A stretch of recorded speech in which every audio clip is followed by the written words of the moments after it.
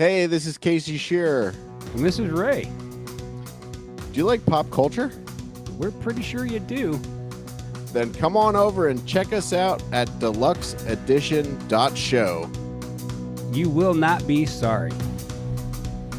Or maybe you will be. I don't know.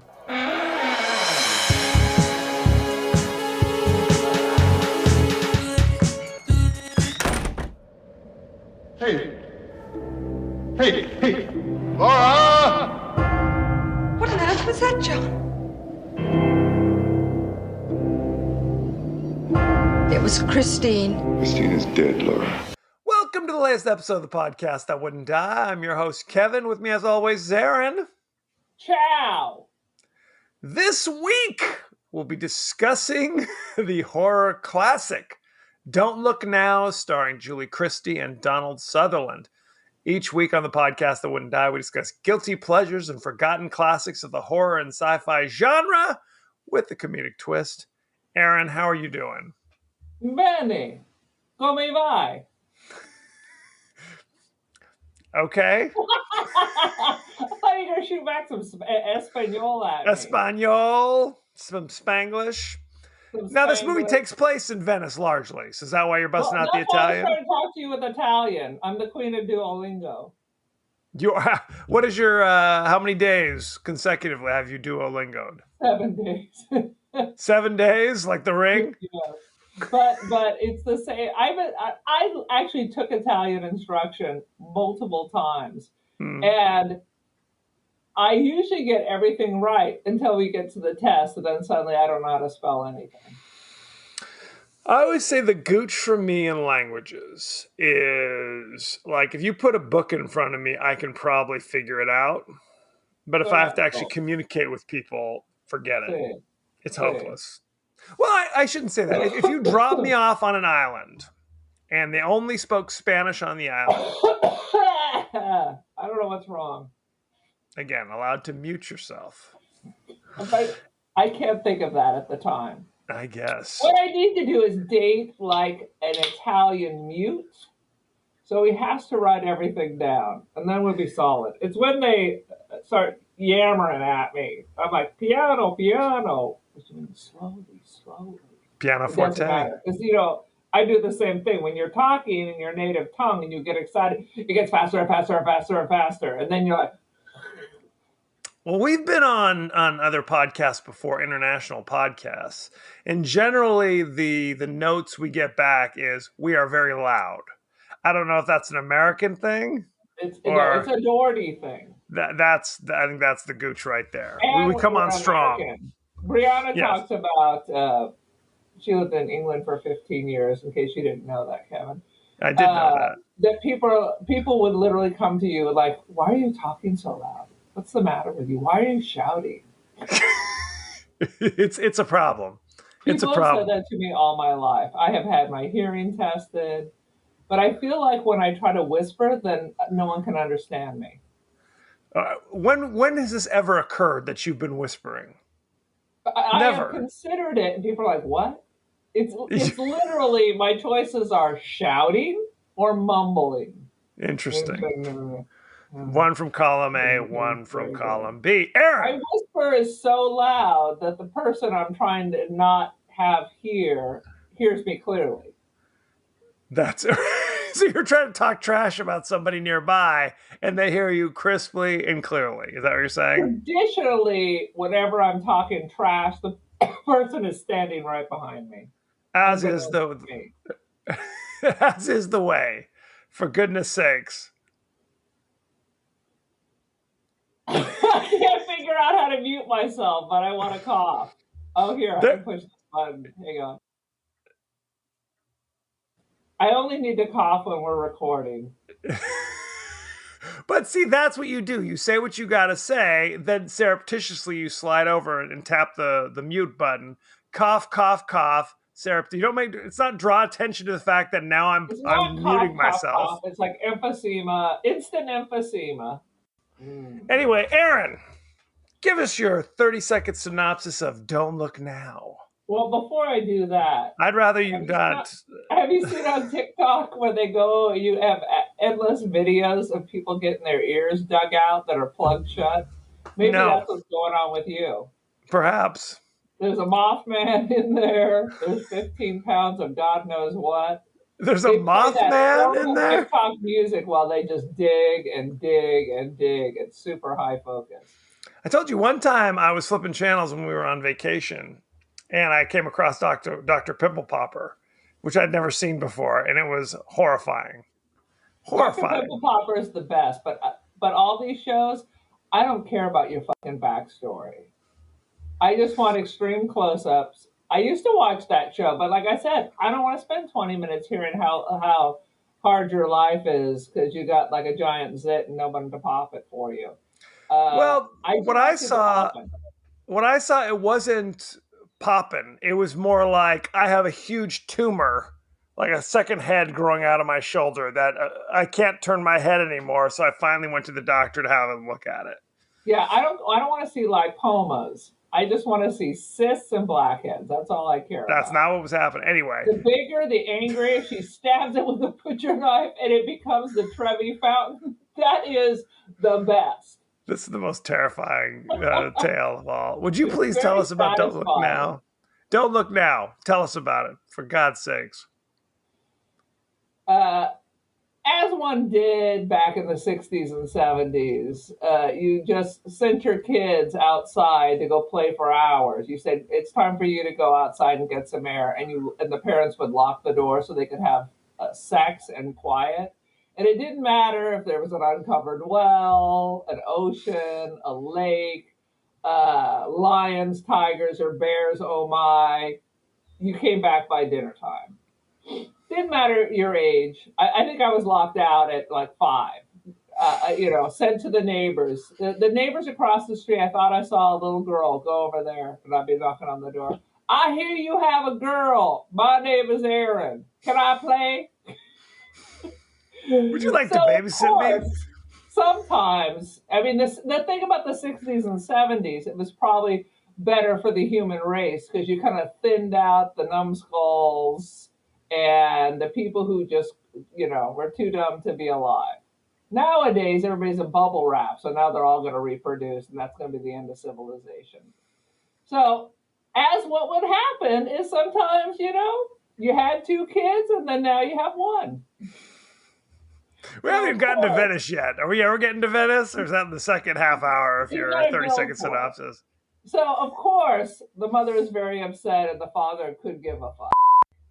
So now we're working in Venice. I don't know what he is. He's moving bricks. He's scraping at art. I don't know what he is. Sometimes he speaks perfect Italian. If it's workman Italian, if it's hotel Italian, English. So we don't know. Anyway, the wife meets these old British ladies who look vaguely familiar to me, who have like a psychic gift. And then they'd say, we see your daughter and she's happy and she's with you. And it's very comforting. And she tells her husband, full denial, you crazy, as the men are opt to do in their gaslighting world. You so crazy, stop it. Our child's dead.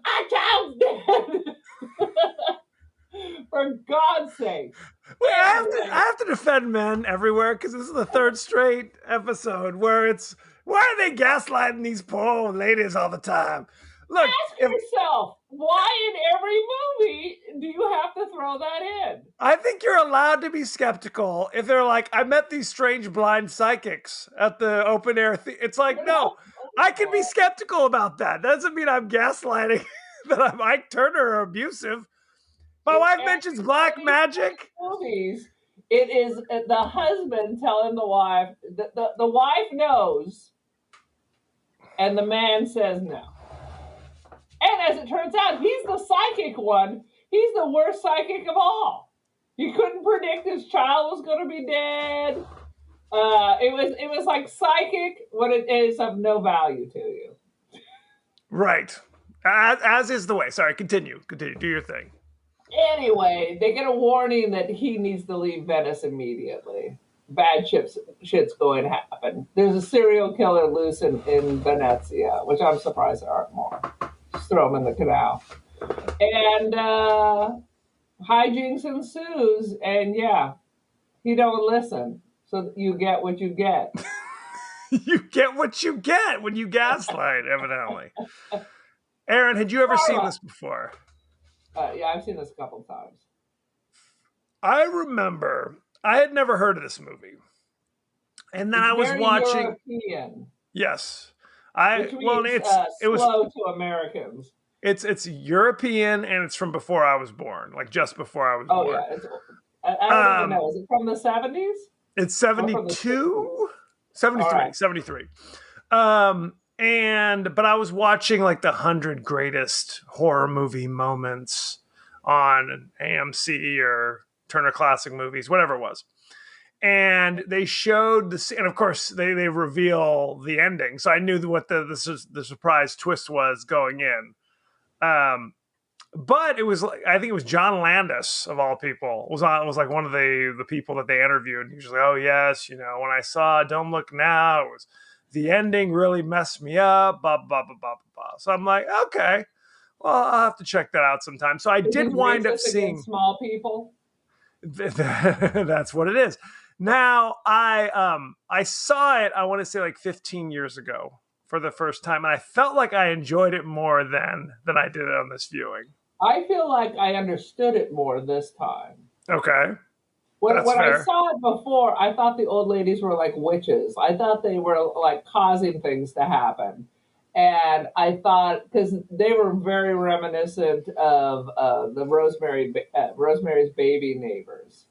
Just because they're old women. But now I don't think that at all. I think they're pure. They're pure. Oh, they're absolutely, yes. In retrospect, they're helpers. Right. It's the one blind psychic lady is the helper. She's trying to help. She's trying to help. And the wife who's not psychic believes, and the husband, who apparently is psychic, gets what he gets.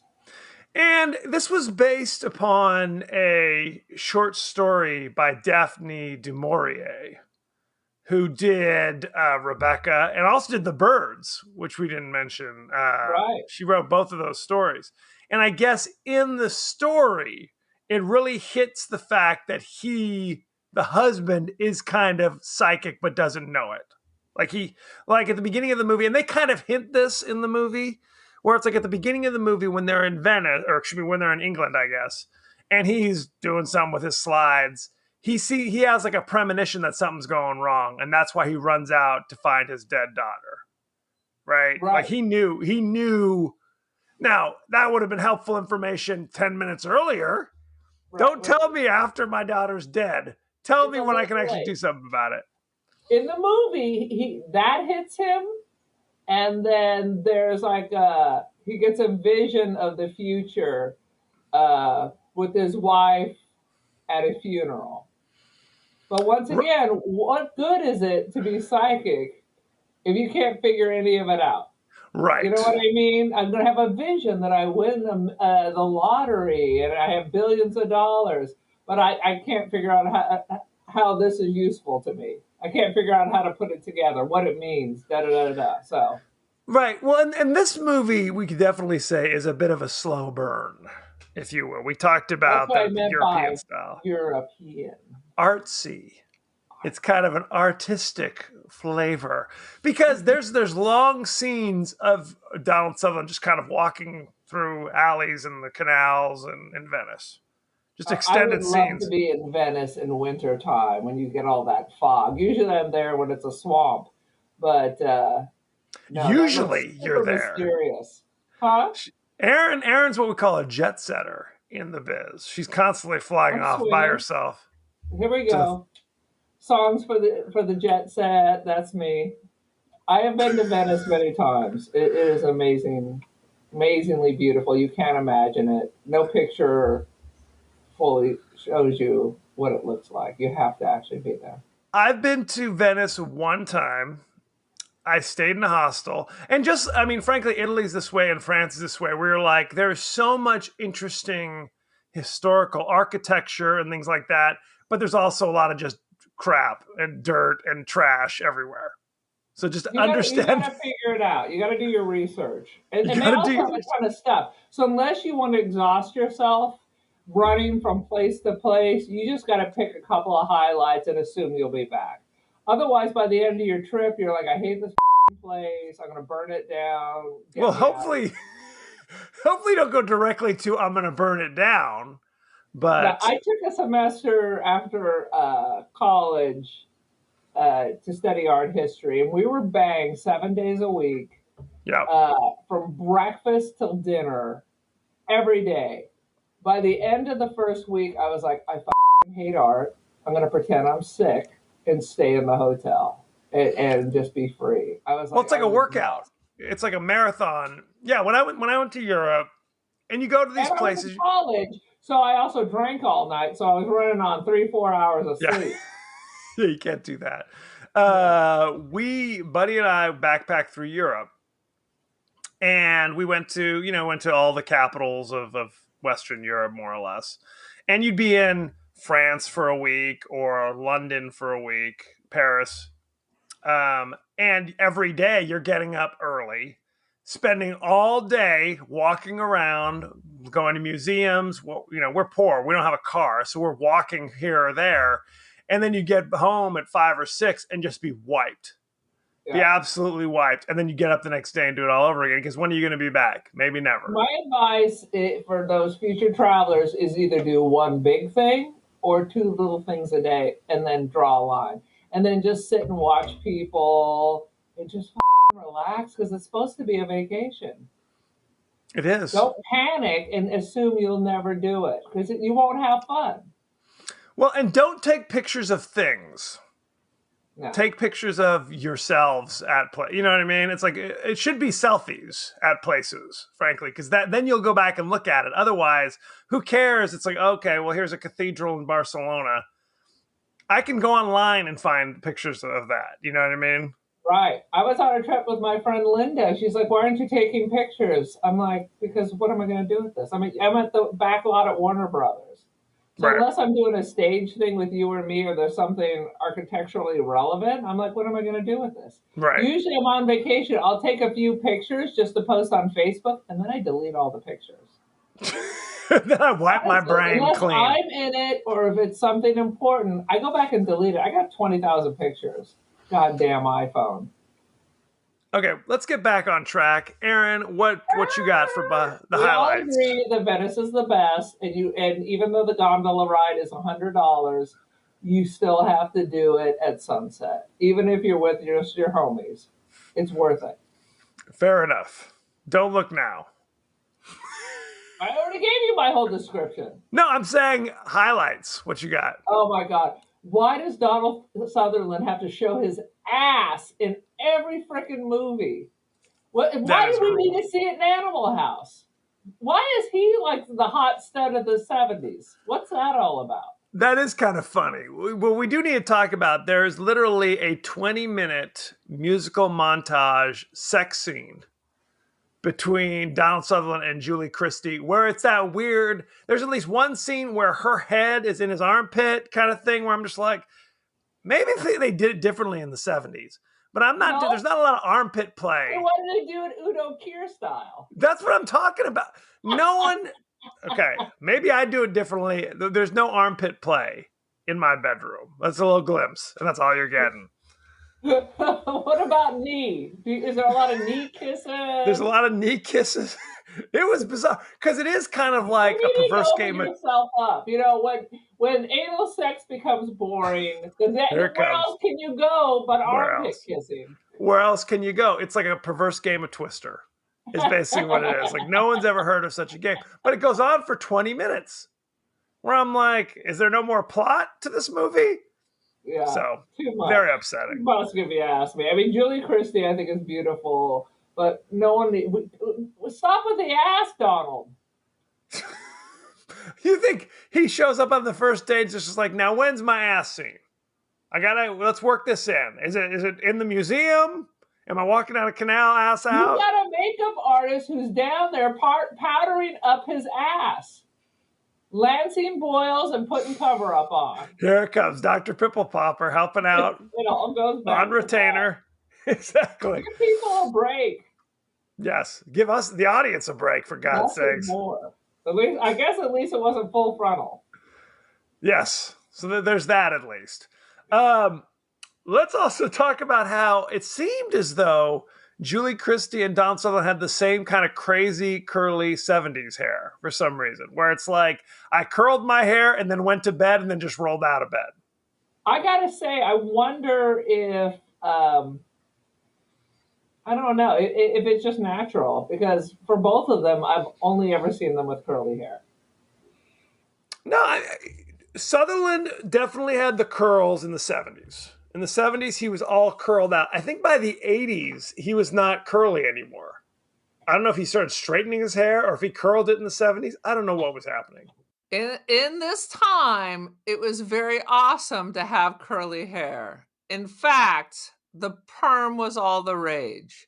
You kind of wanted to have, like, the black people had afros, and we kind of wanted to get in on that style. So the best we had was like the Tony perm, or which is your home perm, or you went to the salon and they used the tiny little rollers. So you had like a full Ronald McDonald, because of course we can't have like a real afro.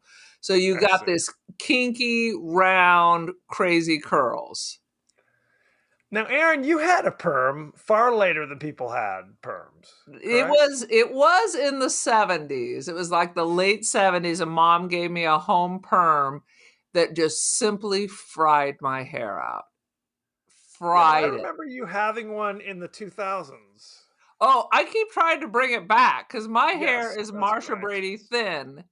And like I have a curling iron that goes almost to 500 degrees. Smoke will come out. I release the curling iron and it just falls flat. So I kept trying when I got married, they gave me a perm just so they could style my hair. I tried to bring it back. Like in 2010, I went to a place. She put it in, and then after she'd put all the chemicals, decided she was very uncomfortable with the whole thing, and sent me home to air neutralize. I was like, wait a minute. She was uncomfortable. What does that mean? She was uncomfortable with the whole thing. It has apparently been a long time since she did it, and when she was concerned about my hair, after she had put the chemicals on it. I see. Interesting. After she had done it. So I had to go spend this was like at 2. So the plan was the next day I should take them out and wash it. Air neutralized. Never heard this shit in my life. I had to literally I was Hazel or Alice from the Brady Bunch, put like a scarf, because I had little kids. I had stuff to do. I'm walking around with perm rods in public. Who's Hazel, by the way? That's from some old black and white show. I can't even tell you the name. Let's get the show back on track. But what I'm saying is, so I took it out, and once again, my hair was fried. Like, you can't brush it till it's dry, because if you brush it when it was wet, it felt like gelatin, and you could just pull it out. It's like you used Nair on your scalp, essentially. I basically had softened it with Nair. Yeah. Lovely. Uh-huh. I kept always trying to bring back the perm. I had a friend who's African American. I made her give me a perm. She's like, I don't know what a perm is. I'm like, it's like hair straightener, except you're going in the opposite direction. In reverse. Interesting. Mm-hmm. Okay. So anyway, it was a thing. Because, whatever you have, whatever you're born with, you don't want. I have friends with beautiful ringlet hair who spent almost their entire life trying to straighten it. And let me tell you, everybody can tell that you have curly hair because it never looks right. Well, the thing is that if you have straight hair, occasionally you're like, I like a little wave in there. Kind of mix it up now and again. But if you have to have your hair curly every day, it can be kind of a hassle. That's what it is. It's like people who wear glasses.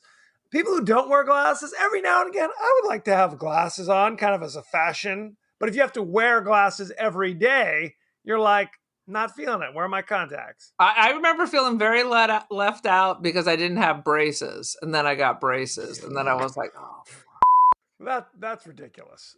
Everybody had braces. Why don't I have braces? Why don't I have a leg brace like that kid in the class? That Everybody kid else has an artificial leg. How come I don't? Why can't I? Anyway, okay. So Donald Sutherland and Julie Christie's daughter drowned in the creek because, as They're was the negligent 70s, parents, as was you just the let him do style. it. As was the style. Now, in Donald Sutherland's defense, he did dive in and try to do a little half-ass CPR to save her little ass, to no avail. No avail. Yeah. They shipped the son off to boarding school because they couldn't stand the sight of him any longer, and then immediately fled to Venice because As Donald one Sutherland, does. as Aaron often does, to restore a church, a Venetian church that is fallen into disrepair.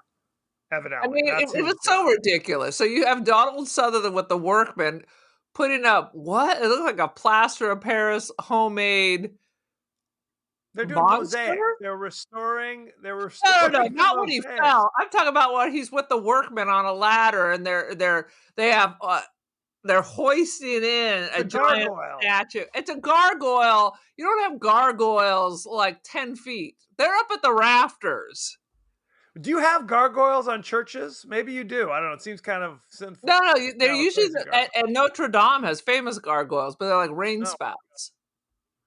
Right. Correct. They and they show him literally. He's hands on. He's not just the architect, in charge of restoring. He's the one up there hanging out with like a rope around his. Well, he's like holding a 300-pound gargoyle, placing it precariously into its nook. I'm like, maybe some cement. Throw a little cement. No, just gonna let it balance up there to fall down and crush some poor tourist. Good plan. We don't know what the hell he's doing because he's like yelling at the dudes who do this every day of their life. He knows better. Then he has to climb up and compare mosaics. And then he's just in his hotel room staring at painting pictures and staring at architectural diagrams. We don't actually know what the hell he's doing. He's apparently restoring the church. What is he? The general contractor? Is he the art historian? What is he? I mean, the priest is ordering the mosaics from his family. That seems a little close, getting a little money for the family. Yeah, for the hundreds of years, this company's worked for my family. But he doubts it enough that he has to climb up and compare it. I mean, these are people, restorers, they do this generationally. I mean, they don't know what they're doing. An American flying in from England to handle this? They don't have anybody in actual Italy to restore it? Interesting. Well, the Americans got to save the day. Here we go again. We do. We know better than everybody. We know better. I can't explain it. We can't explain what the hell his job is at all. But that's the thing. So then Julie Christie just follows him around and watches him work from a distance. From a distance, Julie's watching you. Are you making up a song? I thought you were going to sing the Bette Midler song, From a Distance. But then you started to go off in your own little... Well, I had to incorporate Julie Christie. Interesting. Well, the notes were different as well. That's why I'm asking. A little freestyle. But yes, I think in the 70s, the husband is working all day doing whatever, and the wife hangs out in the hotel room all day. Is that the thing? I don't know. How did it work, Aaron? Apparently, I don't know. Good Lord. When I was in Europe, I sought out other Americans or people's friends and did stuff with folks. There's a lot to do in foreign countries besides sitting in your hotel room or talking to old British psychics. That is true. So they meet for lunch at a cafe or whatever. His wife has to excuse herself because she's feeling faint or whatever. She's in the bathroom until closing time. Donald Sutherland Closing time. Donald Sutherland does not inquire as to where his wife has been for the last 4 hours. He just finishes his meal, looks at some old slides. What? That's not good husbanding. He literally No. puts his like briefcase on top of like her plates and things. He is the most detached husband, except when it comes to showing his ass. Well, 20-minute montage of sex followed by the rest of the week him just ignoring you. Well, and this is where she meets the creepy old sisters, where one's a blind psychic, and she's the one who says, I can see your daughter, Christine, I think her name was. She's with you. She's happy, which causes Julie Christie to pass out on the filthy Italian bathroom floor multiple times. And there's like an old Italian like bathroom attendant who's just going strega, strega, strega. Which is what they do. That's pretty standard. They're very judgy, those Italian women. Right. So you're right. The wife is like, I met these psychics. They say our recently deceased daughter is doing great, perhaps better than our neglectful asses could do for her. And Donald Sutherland flies into a rage constantly. Stop mentioning my dead daughter in my presence. She's dead. She's dead. She's dead. Get over it. Relax. We can always have another. So yes. So there's now like two plots going on. There's Donald restoring the church while Julie Christie hangs out with the crazy blind psychics. Meanwhile, there's a serial killer in Venice. So they're constantly turning a corner and they're like pulling prostitutes out of the canal. Did they establish they're prostitutes? I decided they were. They can't always be prostitutes, but needless to say, yes. There's the city's in panic because they're constantly pulling corpses out of Venice. Who knows? They probably went for a swim and died from the pollution. Let's be honest. Probably has nothing to do with the serial Many killer. people just dive right in. I sit there and I drink my spritz and I just watch tourists dive into the canal to splash around. Splish splash. Right. So that's a reoccurring subplot. Now, later in the film, Donald Sutherland keeps seeing a little girl in a red slicker kind of running down the canals just out of sight kind of thing. Which is, of course, Red Riding Hood. Little Red Riding Hood, which is, of course, the outfit that his daughter was wearing when she drowned.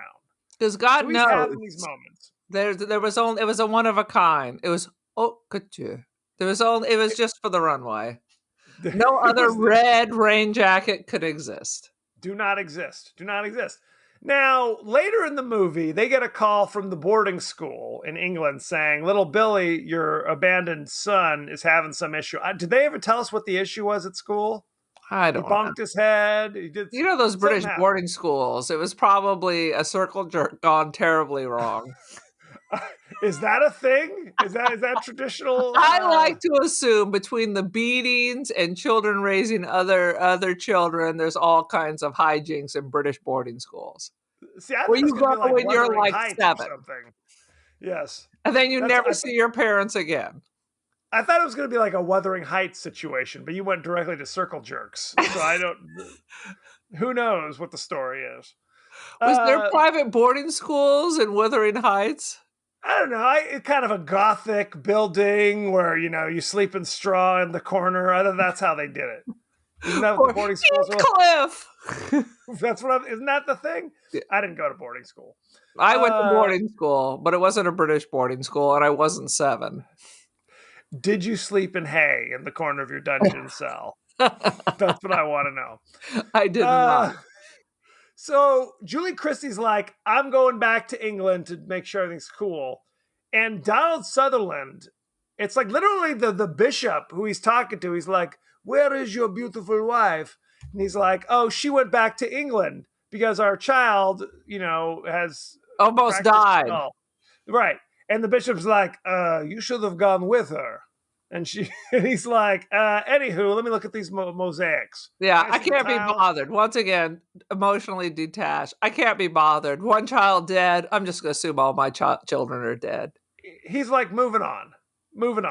But that's when he's riding on one of the ferries, Donald Sutherland, and he looks out and he sees the boat go by, a funereal It's not a boat. ferry. It's a Valparaiso. I call it a ferry. Thank you very much. It is Tomato, the tomato. water buses. Whatever. It's a thing, a kind of a It's a ship. water bus. I don't call it that. I'm going to go to... You can call it a Venice. Valparaiso. So he sees the funereal ship floating by, and then he sees his wife with the crazy psychics. They're all dressed in black, and he's like, Laura, Laura. And he's now convinced that his wife has been kidnapped by the psychics, that she didn't get on the plane Right. to England. She's That under a instead- trance. She's been hypnotized by the crazy middle-aged psychics. How do you He get goes an to the old blind psychic to stand on the front of a boat without being propped up in that choppy water? Those old ladies should have been in the drink. Oh, no question. They would have been fishing their corpses out of the water after that. I mean, no question. you're on the Valparaiso, you're hanging on for dear life. So I don't know how they're just like they're on the Rose Parade float. Just a thing that they do back in the day. But he's convinced that she's been kidnapped. I don't know how the elderly are kidnapping young Julie Christie when one of them is blind. One of That's them not is a- blind. Yeah, let's not forget that. One of them's blind, and they're at least 75 years old each. But anyway, he's going place to place trying to find his wife. He goes to the cops and literally gives descriptions of the old women saying, they have obviously kidnapped my wife. Hunt them down. And they get arrested. The old women get arrested and hauled down to the station. He Because of has some accusation. f***ing juice because I got my credit card cloned in Florence, and they were taking out $1,500 a day for about a week until I realized where my money, and it was a nightmare having to go to the Carabinieri because you don't go to the regular police for that because now it's a different kind of crime.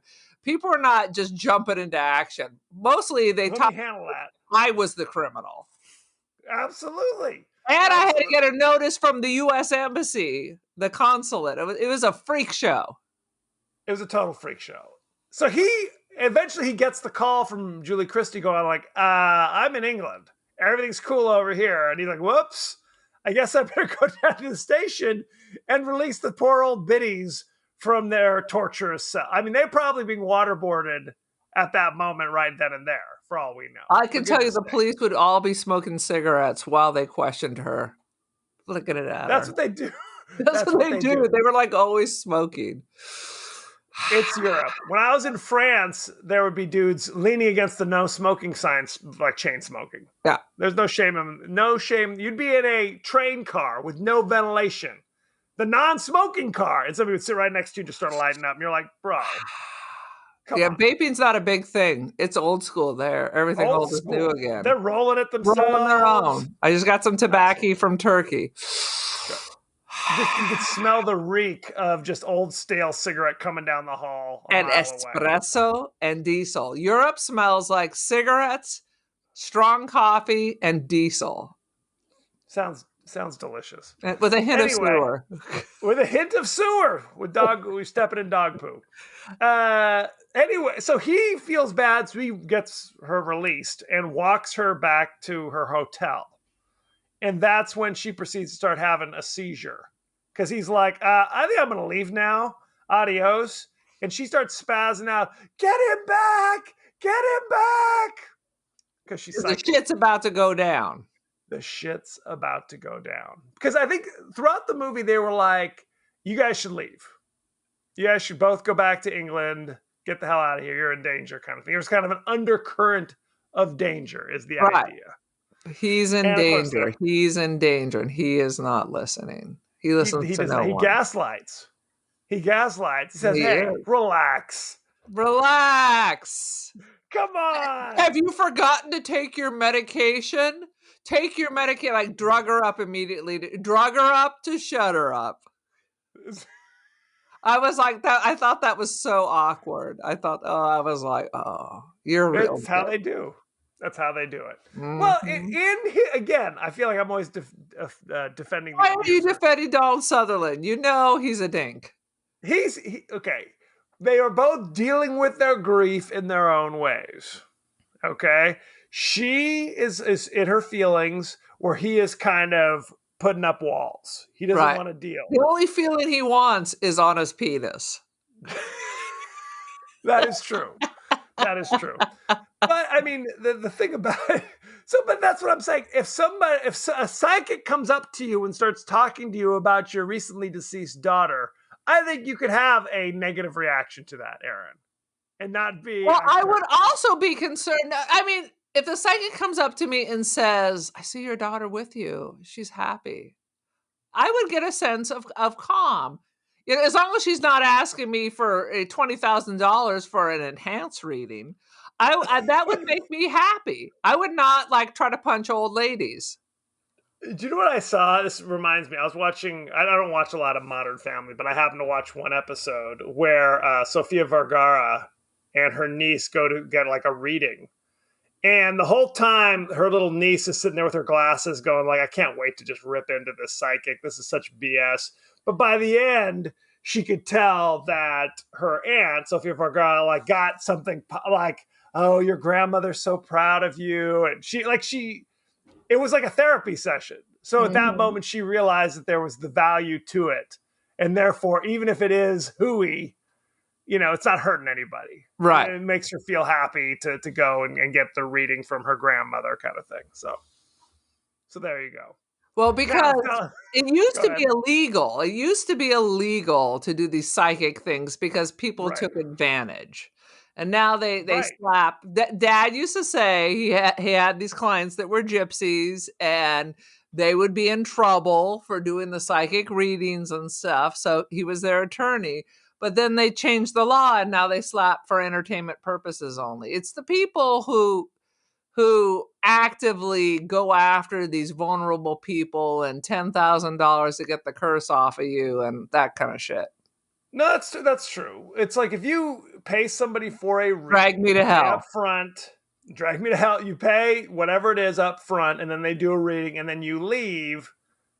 Cool. But if it's like, and please write me a check so that we can have the further discussions with your dead Right. grandmother. There's a curse on you. You're in terrible danger. The Malork is on you. Drag me to hell. The Malork. Exactly. The Malark. The Malark. So then Donald Sutherland leaves, and of course, then he sees the little girl in the red slicker running around. He's chasing her, and so that's the big climactic moment. Julie Christie is back from England, trying to chase him down, and the most bizarre twist. Oh my God! You're never gonna Go see ahead. this shit coming. Go for it, He Aaron. corners. I mean, the little person is flying through the air, jumping. I mean, Venice is a maze, even with GPS. So you'll be somewhere, and all of a sudden, your GPS just starts spinning around like you're at the center of hell. It is a maze, and it's like, how do I get to the other side? But he's on it like a dog. He's jumping over bridges, running down. He gets cornered in the section, and he's calling to her. She's kind of trapped, and she Christine turns is around. mother. Yeah, she It's your turns dad. around, and it's clearly just an old, withered, tiny person with a big old knife. Who I'm not sure how she got over to him so fast, but slice and dice by Donald Sutherland. That's it. And That's away she goes in her time machine, off with the Time Bandit crowd. Well, and then it cuts to the funereal boat with Julie And it all Christie comes inside true. this. Right. It turns So out, yeah, go ahead. he had the vision, which he didn't realize, of his own funeral. Essentially, that's what it was. So, but that's again throughout the whole story, he's doing his thing. He's conflicted. It's for a lot of it, it's almost like Ordinary People or something, where it's like a family drama kind of Right. thing, dealing with, the trauma of losing a child. But then every now and again, they'd be like, oh, yeah, there was a murder yesterday. Oh, here's a body we're hauling out. It's seemingly apropos of nothing. Just And like then what a he- dangerous city Venice is. It's like Detroit. It's serious Detroit. It's the business. murder capital of Italy. Who knew? Absolutely. Who knew? So at the end, when he is like chasing what he thinks is his dead daughter's spirit or whatever it is, and it's revealed to be a little crazy killer dwarf. It was like the orphan, but she's all shriveled up and old. Yes, it was so. It's like, what is this? It was crazy, and he's sitting there going like, what, huh?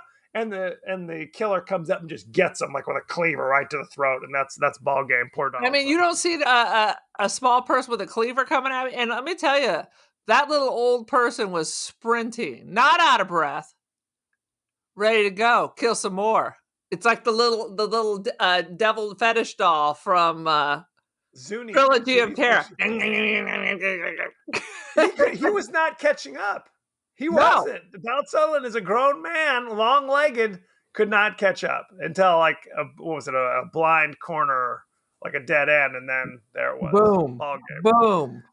So it's kind of an achievement how bizarre this twist is. It is kind of a M. Night Shyamalan moment. Exactly. It really is. Because it's not a horror film, it's more of a suspense film, but I like suspenses where you have a chance in hell of figuring it out. You're never going to figure that out. You would, in a million years, you wouldn't be like, oh, it's obviously a little dwarf who's been murdering people in Venice. Never. I mean, how are they able to just not only just kill people without being kicked across the room, get rid of the bodies by throwing them in the drink? It's true. This person, murder seems a physical job. I haven't done it yet, but it does seem like you need to have a lot of body strength. Well, I think what it is, if I remember this correctly, in the books, Donald Sutherland is constantly seeing the little redheaded person running and an adult chasing. So it's kind of I need to go protect this little child. Oh. Not realizing someone's chasing a murderer. Someone's trying to like, hey, stop murderer, kind of reoccurring thing. So interesting. Now here's a question for you. Why is this movie called Don't Look Now? I have no idea. I have no idea either. No one knows. Perhaps if we read the original story by Daphne du Maurier, we would know. But that's what it was called. The story was called as well. Well, maybe it means like, but don't look now. Instead of don't look now. It's more like don't look now, like voila. Right. No. I mean, I understand the idiom, what it means. Don't look now. Right. Is that or it could be don't look now. Don't look later. Look now. Don't look now. Sweet Jesus. Anything else, or should we go behind the scenes? Behind the scenes, friends. Did they actually have sex? Is there like a baby Donald Sutherland, Julie Christie baby running around? This was a rumor that they had unsimulated sex in this movie, but they've all denied it. Up and down, up and down. They always release that shit all the time. They do. Donald Sutherland and Julie Christie met for the first time on the set of this film. The first scene they had to shoot was the sex scene, as Nicolas Roeg wanted to get it out of the way. That's the director, and then move on to the bone of the matter. Christie was terrified. Oh, it was the bone of the matter. The bone of the matter. Donald Sutherland actually recounted the infamous sex scene, how it was shot on inside the actor's studio. And he said they were on set at 7 a.m. in dressing gowns. They gave him a glass of champagne to kind of calm down the nerves a little bit. They had just the director and the cinematographer with two different cameras. The cameras were unsilenced and the room was oak paneled, so it was noisy as hell. At the same time, the director would just shout out directions over the noise of the cameras to the actors, such as lick her nipples. Put your hand between her legs. Get on top, etc. The shoot lasted until well into the afternoon before the director was satisfied and wrapped. Oh my God. What a nightmare. I'm going to need more champagne for that. The famous sex scene was completely removed by the Irish censor when Don't Look Now was released in Ireland. So there you go.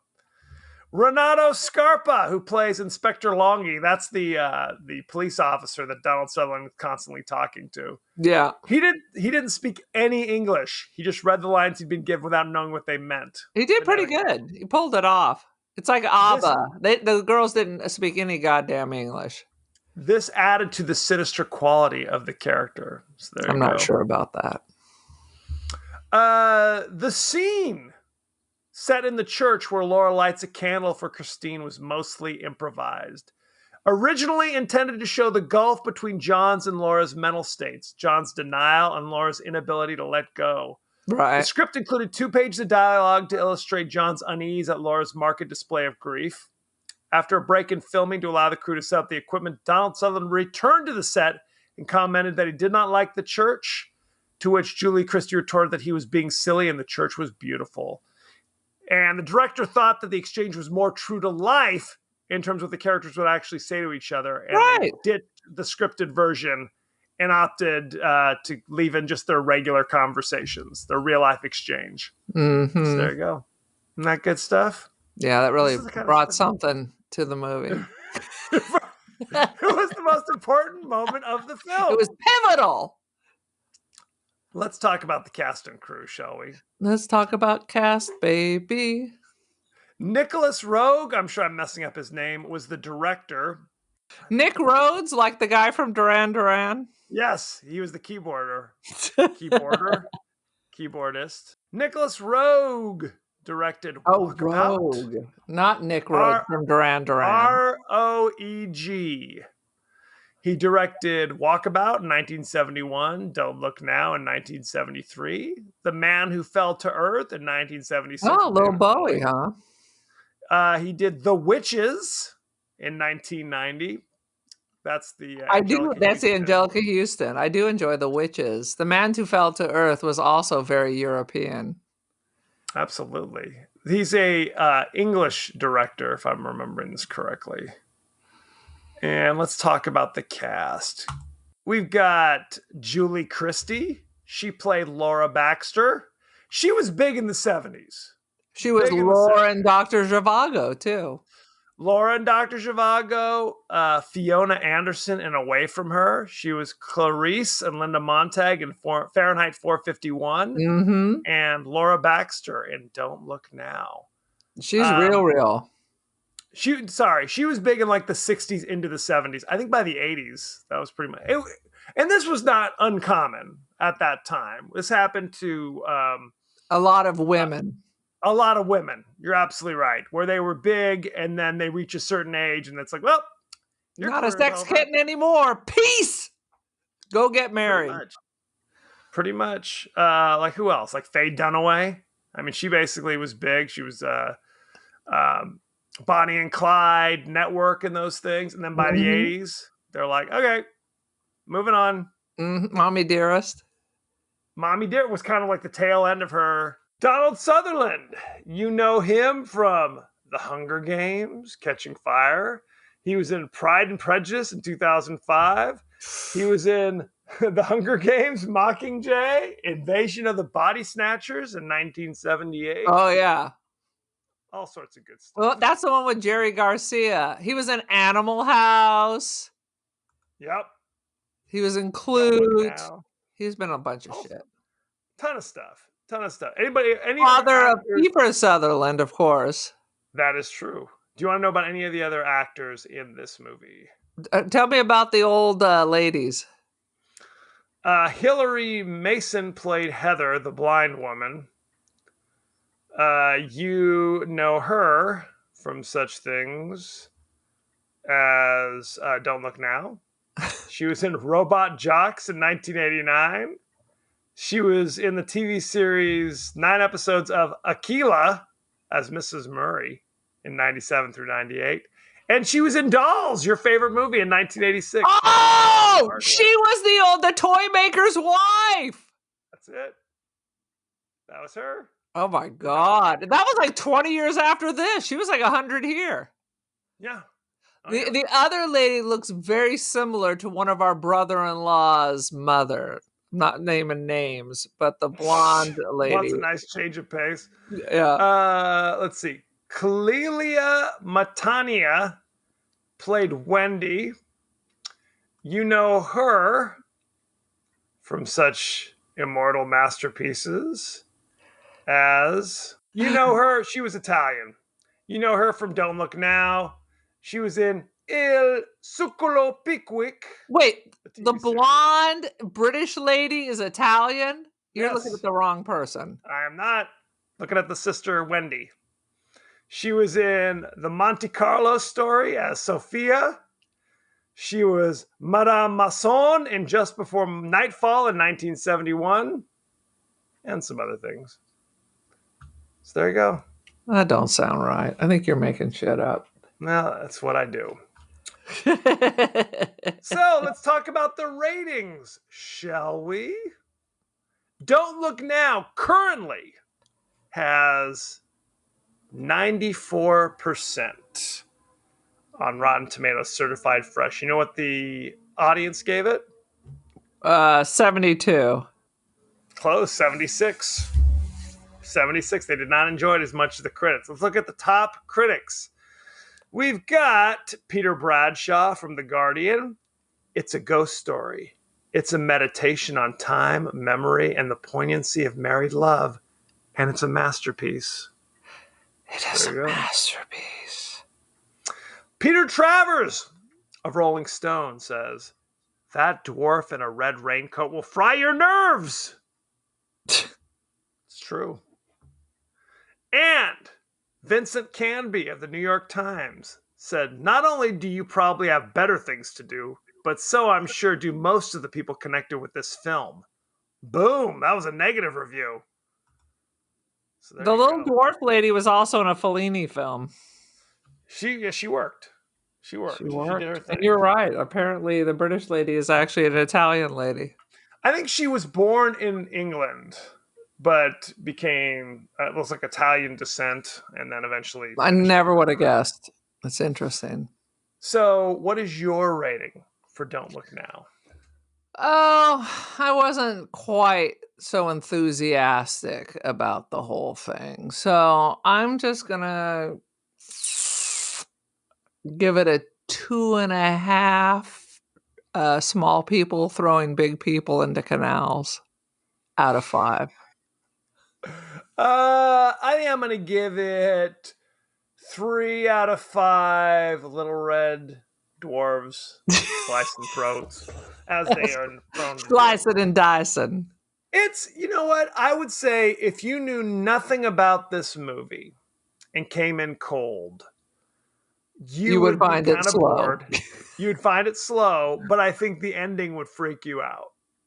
Okay. I think if you go in already know what the ending is, thank you very much. You're just kind of waiting for it. You know what I mean? You're kind of going through the motions of watching this movie, waiting for the little killer to pop up at the end. All right. So All right. it is what it is. It's very well made, very well acted. It's beautifully shot. But it's also feels a little dated because it's slow. It is slow. It's a slow burn with the most bizarre twist the world has ever known. 100%. So there you have it. So thank you very much. Go to our page on Facebook. We're on Twitter. We're on Instagram. We are on TikTok. All sorts of good stuff. You can also listen to us, but you can also watch us, as some of you are doing right now, on YouTube. For goodness sake, it's a simulcast. You can also email us at the podcast that wouldn't die at Gmail. We are on Apple Podcasts, Spotify, anywhere the finer podcasts are available. So don't forget to like, share, rate, and review. Won't you please? Aaron, what is your social media situation? What's going I on? got the Much Media. I'm on the Insta. I am the Cult of Aaron. Join the cult. I am Don't Feed the Pigeon. I am also on Artsy and First Dibs under the Instant Dreams Gallery. Aaron Doherty. Check it out. Polaroid Nice. goodness. Dynamite. I'm going to talk about some comments that I received off the internet. What? We're still trying to decide when to actually do this segment, so I'm just kind of, whenever I remember to do it is where I'm throwing it in. Seems So, good. good time. Seems fair. talking about Nightbreed, which we released a couple weeks ago. Kitty Rage says, I love this movie. Been a minute since I've seen it. I used to get so mad about the guy that cut his scalp apart because it's anatomically incorrect. I'm like, where's the skull? I agree. I agree. No issues there. I got it. Also talking about Nightbreed, Brian Scuttle says both versions are an interesting supernatural thriller, but I love the Barker cut for the depth that it adds to the world. That's a lie. There's no depth. Okay. There's no depth to any cut whatsoever. Very upsetting. William Reel Jr. says, I disliked the first cut when I saw it way back when it was in theaters. It was too short and rushed through everything. The restored cut is great, though. As Brian Scuttle says, it has the depth that was originally missing. So there you go. Aaron clearly disagrees. So very upsetting. I'll say no more. It's like you're all in a cult. I know. I Next week. Okay. Okay. Next week, we're going to be doing the immortal classic, The Ghoulies, starring some people. Some people who did some stuff. We were talking about The Ghoulies ever so briefly when we were guests on the Cult Worthy Cinema podcast. So he's like, why haven't you done Ghoulies yet? And I immediately said, why haven't we? Why haven't you? We're doing that next week. You can watch that on Tubi. If you want to have the ads and don't want to have to pay for it, you can go to Amazon Prime or Vudu if you're so inclined, or watch it with ads the way I did. Why not just buy it on Blu-ray? For free. They're just giving away copies. So send in any favorite scenes, favorite quotes, comments, and questions, and we may talk about it on the show. Right on, brother. Had by all. So thank you very much, and be well. Be well, my children. Ciao. Arrivederci. Buongiorno. Buon pomeriggio. Buonasera. Buonanotte. Ciao, ciao.